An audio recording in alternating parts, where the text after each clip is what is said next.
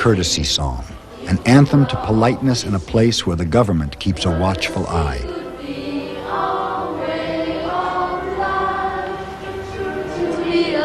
Here in this English-speaking former British colony, everyone is taught to sing the same tune. Work hard, be obedient, and above all, be courteous.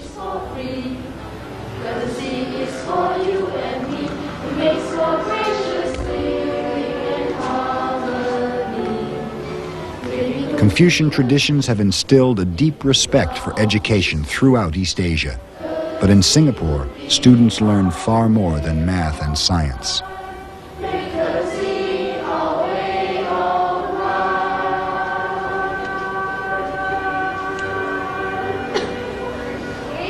Give yourselves a clap.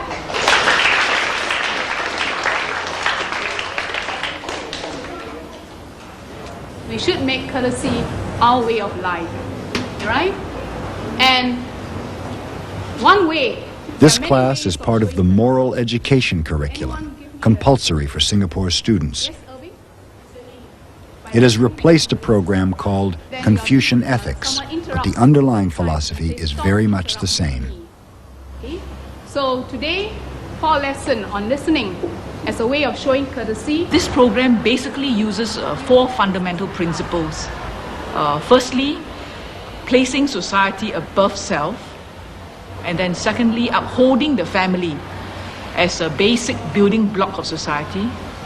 Thirdly, resolving issues, major issues, through consensus rather than through contention. And then lastly, strengthening multi-racial and multi-religious harmony.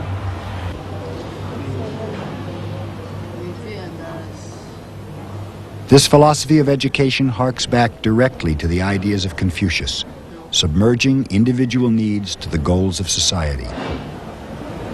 So do not forget to be courteous, not just to elders, but also to young people like yourself and those younger than you. Okay, class? That's the end of the lesson. Please stand.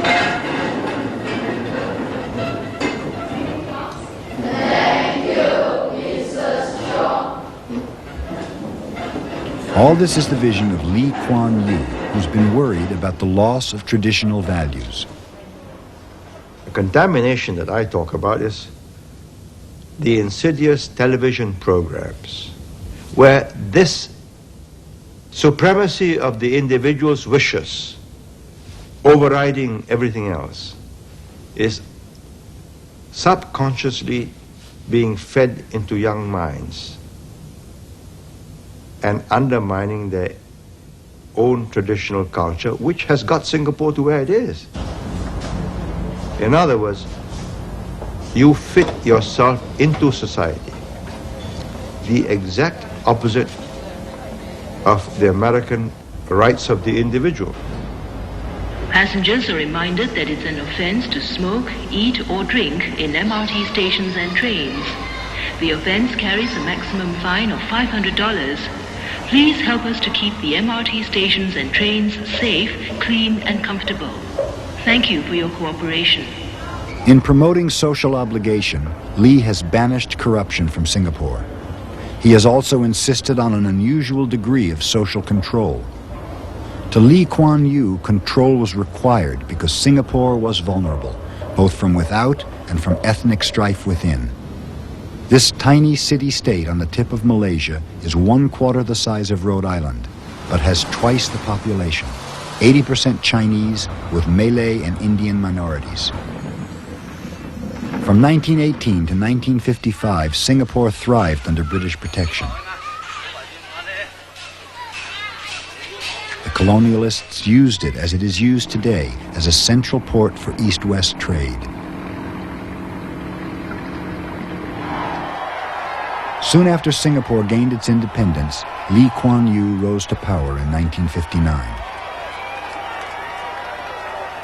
Lee, a former socialist, used the power of government to suppress unions and keep wages low.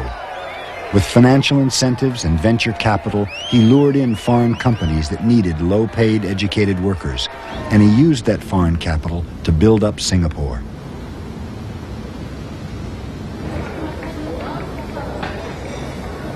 Lee tore down the Singapore of old and built a modern society motivated by the pursuit of affluence.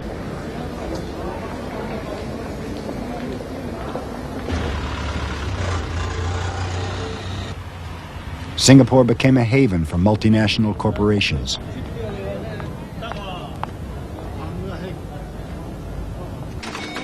Soon, it was the financial center for all of Southeast Asia.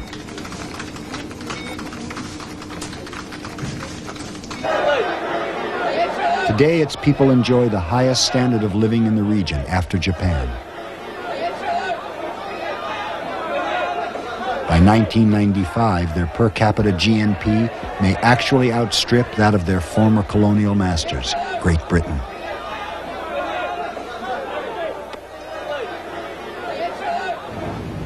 To many outsiders, Singaporeans have paid a high price for their affluence.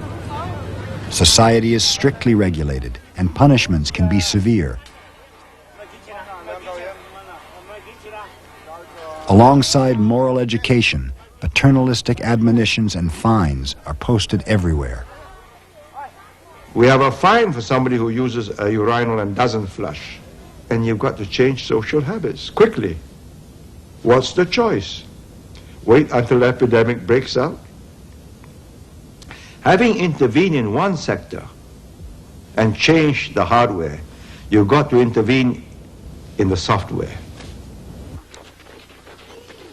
Lee's attempt to change the software in his people didn't stop at fines.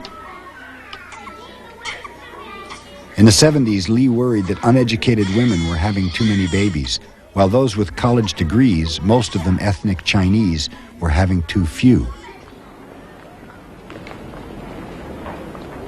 To Lee, this spelled disaster. You cut down that creative element. The lifts won't function. Power stations will blow.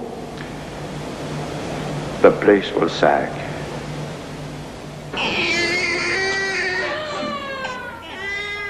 To breed a smarter society, Lee offered tax rebates worth up to $10,000 to educated women who bore more than 2 babies. On the other hand, undereducated mothers were offered cash to volunteer for sterilization after 2 children.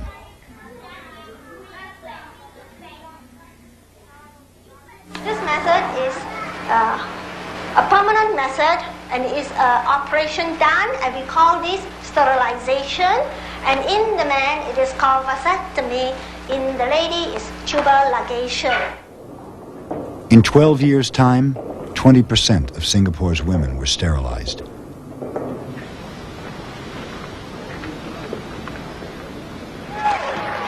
Lee Kuan Yew officially stepped down as Prime Minister in 1990, but behind the scenes, he remains in charge. He still heads the ruling party, which shows no sign of permitting much opposition. Indeed, under the Internal Security Act, opponents can be arrested and detained without charge or trial.